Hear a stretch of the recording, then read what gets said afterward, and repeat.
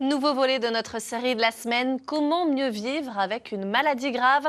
Avec le témoignage ce soir de malades de Parkinson qui touche 25 000 personnes chaque année. Une maladie dégénérative qui peut pourtant être fortement ralentie grâce à une pratique sportive régulière. Valérie Odile et Kamel Kalfouni.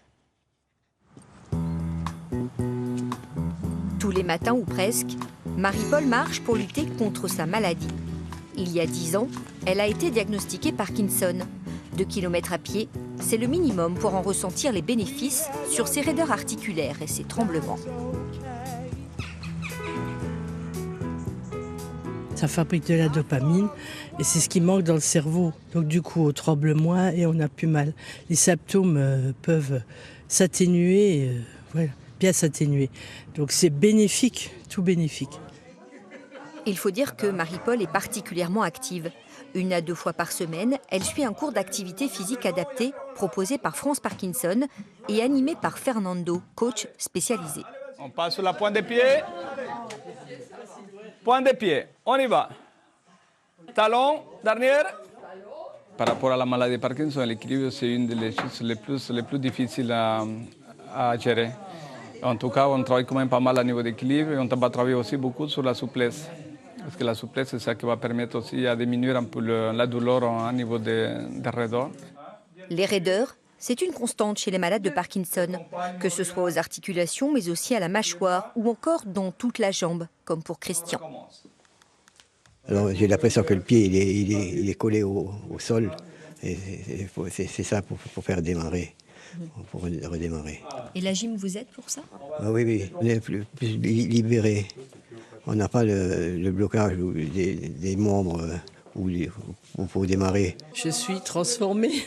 Bon, c'est sûr, je vais faire la petite sieste l'après-midi. Hein. Même des fois, je fais une petite sieste à quart d'heure dans mon fauteuil quand je rentre. Mais bon, là, ça fait vraiment du bien. Vous voyez, je ne tremble pas, je marche bien, je n'ai plus mal aux genoux, plus rien. C'est incroyable. Voilà, 1, l'autre côté, pareil, 2. Contrairement à ce que l'on pense, les symptômes de la maladie de Parkinson ne se limitent pas au tremblement. Le manque de dopamine affecte aussi la coordination, la déglutition et accentue même l'anxiété.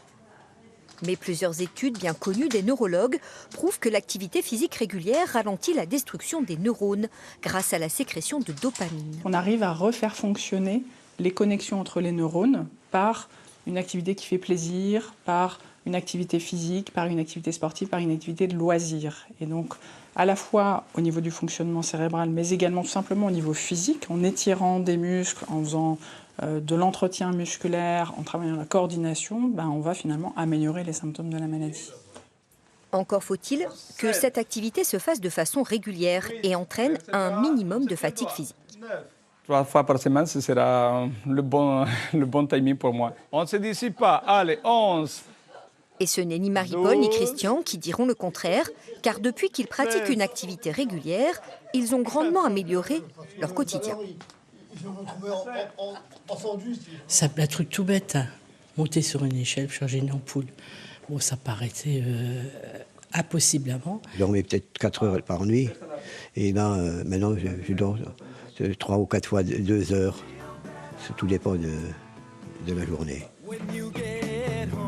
Si la maladie de Parkinson ne peut pas encore se guérir, l'activité physique en complément du traitement habituel permet en tout cas de la faire régresser et d'offrir aux personnes atteintes un surcroît de liberté.